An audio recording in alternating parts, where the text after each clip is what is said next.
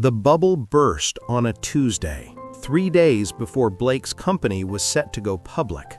Amara was in the penthouse kitchen, pacing while reciting the rules of evidence to a coffee machine when Blake walked in.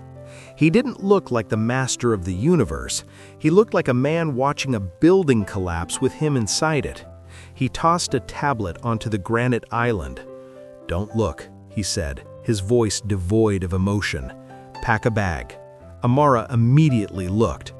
The headline on the Chicago Tribune was bold, brutal, and impossible to miss. "The billion-dollar buyout. Sterling's engagement a sham? Leaked documents reveal pay-for-play arrangement." Underneath was a grainy photo of them at the gala, juxtaposed with a leaked screenshot of the initial wire transfer paying off her student loans. "Vanessa," Amara hissed. "She must have found someone in your accounting department." "It doesn't matter who it was," Blake said, walking to the window. "Galloway just called. He's pulling the funding. The IPO is dead in the water. The board is calling for my resignation to save stock prices." He turned to face her. His face was a mask of cold, hard stone. The armor was back up. "You need to leave, Amara." "Excuse me? If you stay, you're an accomplice to fraud. You'll never pass the character and fitness portion of the bar exam. Your career is over before it starts." He gestured to the door. "I issued a statement 10 minutes ago claiming I coerced you, that you were a victim of my manipulation. You're in the clear." Amara stared at him. "You lied to the press to protect me?" "I fixed the problem. That's what I do." He walked over, grabbed her shoulders, and looked her in the eye.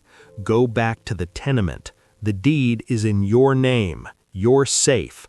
I'll handle the fallout." "You're going to lose everything," she said quietly.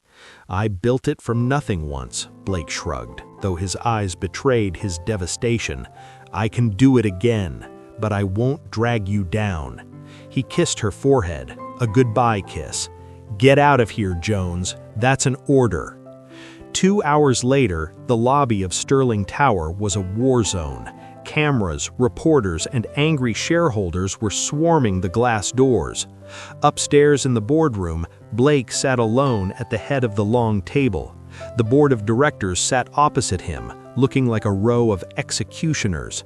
Arthur Galloway was there, looking betrayed and furious. "It's indefensible, Blake," Galloway said, slamming his hand on the table. "You lied to my face. You mocked my values. You bought a woman to secure my money." "I did what was necessary for the deal," Blake said calmly. He had accepted his fate. He was going down, but he was going down swinging. "And for the record, the project is sound. The numbers work." "The numbers don't matter when the CEO is a liar," a board member shouted. "We are voting to remove you effective immediately." "Is there any discussion?" the chairman asked. "Yes," a voice rang out from the doorway. "I have a few objections." The heavy oak doors swung open. Amara Jones strode in. She wasn't wearing the designer gowns Blake had bought her. She was wearing her own cheap, thrifted charcoal suit. Her hair was pulled back in a severe bun. She wasn't carrying a clutch. She was carrying a briefcase. Blake stood up.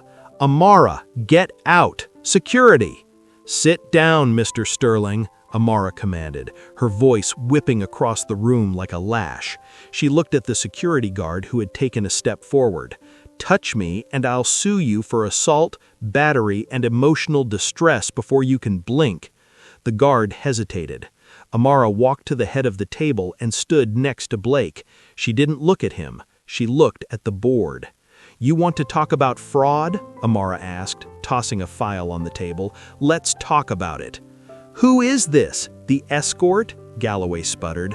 "I am Amara Jones. I am the owner of the Oak Haven property, the key asset in your development, and I am Mr. Sterling's legal counsel." The room went silent. Blake stared at her, his mouth slightly open. "You claim Mr. Sterling deceived you," Amara said, pacing the room. "You claimed the engagement was a transaction. You are half right. It started as a transaction. She turned to Galloway. Mr. Sterling paid my debts. That is a fact. But tell me, Mr. Galloway, since when is it a crime for a man to support his partner? It was a sham, Galloway yelled. There was a contract. There was, Amara nodded, a contract regarding property rights and cohabitation, but I challenge you to find a single clause that fakes the emotion. She stopped pacing and placed her hands on the table, leaning in. You want to fire him because he's a risk? Blake Sterling is the only man in this city who looked at a crumbling tenement building and saw a future. He's the only man who looked at a struggling student drowning in debt and saw an equal, not a charity case. She looked at Blake then. Her eyes were fierce, burning with the same fire that had made him fall for her.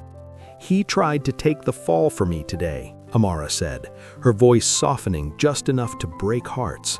He tried to destroy his own career to save mine.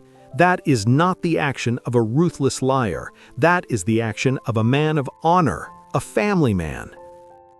She turned back to Galloway.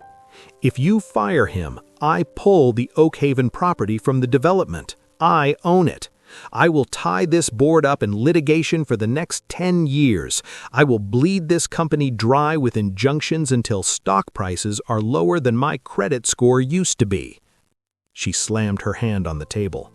Or, she said, her voice rising, or you let him launch the IPO. You let us spin the story, a modern fairy tale, the billionaire and the activist, a love story that started with a deal and ended with a ring. The public loves a redemption arc. They'll eat it up. She straightened her jacket. So, gentlemen, do you want a lawsuit or do you want to make $1 billion?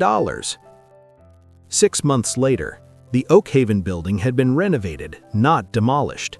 The bottom floor was a community legal clinic. The upper floors were rent-controlled apartments. On the roof of the Sterling Tower, the wind whipped at Amara's graduation robes. She held a flute of champagne in one hand and her fresh law degree in the other. Blake came up behind her, wrapping his arms around her waist and resting his chin on her shoulder. You know, Blake murmured, I hired a new associate for the legal department today. Top of her class, aggressive, hates authority. Sounds like a nightmare, Amara laughed, leaning back into him. She is, but she's cheap. I'm paying her in kisses and real estate. He turned her around. The city lights glittered below them. His city, which she now helped him run.